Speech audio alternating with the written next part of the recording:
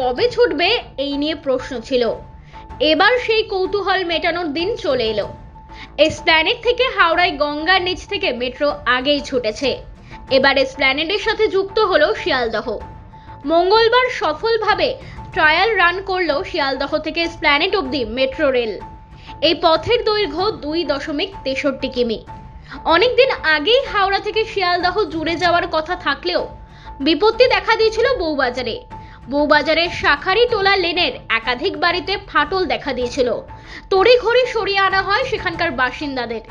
ওই এলাকায় ধীর গতিতে হয় মেট্রো সুড়ঙ্গ খোঁড়ার কাজ। এবার প্রস্তুত মেট্রোপথ। যাত্রীরা কয়েক মিনিটেই পৌঁছে যাবেন শিয়ালদহ থেকে হাওড়া বা হাওড়া থেকে শিয়ালদহ। শিয়ালদহ থেকে হাওড়া যেতে গেলে বউবাজার কিংবা বড় বাজারে যে জ্যাম পেরোতে হতো, সেই জ্যামকে এবার কলকাতার মানুষ বলছে টাটা বাই বাই। এখন মাত্র কয়েকদিনের অপেক্ষা, তারপরেই ছুটবে শিয়ালদহ থেকে হাওড়া ময়দানে মেট্রো। শেখ এরশাদের রিপোর্ট, আরভেনাম নিউজ, কলকাতা।